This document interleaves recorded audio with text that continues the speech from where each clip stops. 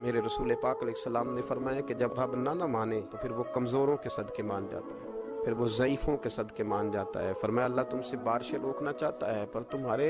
ضعیفوں، کمزوروں، غریبوں کے صدقے، مجبوروں کے صدقے وہ تم پر بارشیں برساتا ہے۔ حضور فرماتے ہیں کچھ ایسے لوگ ہوتے ہیں کہ ان کے بالوں میں خاک پڑی ہوتی ہے، چہروں پہ مٹی الجھے ہوئے ہوتے ہیں،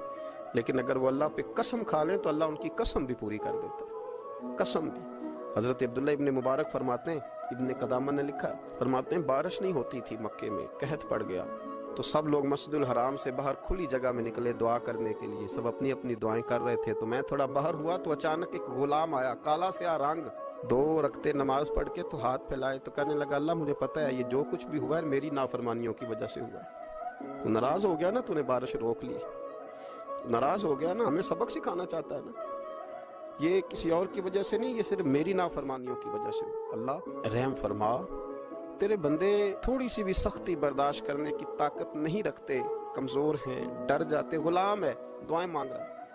حضرت عبداللہ ابن مبارک فرماتے ہیں اس نے چہرے پہ ہاتھ پھیرے تو کالی گھٹائیں چھا گئی، بارش ہونے لگی، میں اس کے پیچھے گیا، اس کا گھر ڈھونڈ آیا، تعقب کیا، پیچھا کیا، گھر میں نے تلاش کر لیا، اور گھر کو تلاش کر کے جب میں واپس آیا تو میں نے حضرت فضیل بن عیاض سے ذکر کیا تو کہنے لگے کسی طریقے سے اسے حاصل کرو۔ فرماتے ہیں میں اس کے گھر گیا، اس کے مالک نے مجھے دیکھا تو کہا عبداللہ ابن مبارک میرے گھر، اتنے بڑے ولی، اتنے بڑے درویش، اتنے بڑے محدث۔ میں نے کہا تیرا غلام چاہیے، اس نے کئی غلام دکھائے، میں نے کہا نہیں یہ نہیں، اس نے کہا یہ بڑے بڑے اچھے ہیں، کوئی سے بھی آپ لے لیں، خرید لیں، میں نے کہا نہیں۔ پھر وہ لاغر صاحب، وہ کمزور صاحب، وہ ضعیف سا نکل کر کے آیا، میں نے کہا یہ مجھے دے دو، تو کہنے لگا یہ تو بیچارہ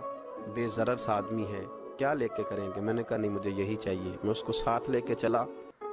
راستے میں پوچھنے لگا آقا میرے اندر تو کوئی ایسی بات نہیں تھی، مجھے کیوں خریدا؟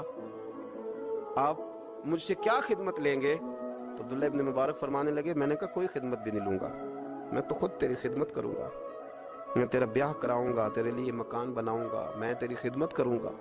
میں تیرا اور تیرے رب کا رشتہ دیکھ چکا ہوں، میں تیرا اپنے مالک کے ساتھ جو تعلق ہے اسے دیکھ چکا ہوں۔ کہتے میں نے یہ لفظ کہے تو مجھے کہنے لگا 2 رکعتیں پڑھ لوں، اب مجھے لے جانا پر 2 رکعتیں پڑھ لوں؟ کہتے میں نے کہا پڑھ لو، تو 2 رکعتیں پڑھنے کے بعد میری طرف دیکھ کے کہنے لگا آقا مجھے اپنا حق معاف کر دینا، میں خدمت نہیں کر سکا۔ پھر کہنے لگا اللہ راز تو کھل گیا، اے اللہ راز تو کھل گیا، اللہ تیرا میرا معاملہ تھا، راز تو کھل گیا، راز تو کھل گیا، اللہ راز تو کھل گیا۔ یہ لفظ کہتے کہتے کہتے کہتے اس شخص نے کلمہ پڑھا اور اس کی روح پرواز کر دی۔ تو کبھی ان کمزوروں کے ذریعے بھی اللہ کو منایا جا سکتا ہے، تو رب کو منانے کی کوشش کریں، اس کے حضور عجز کی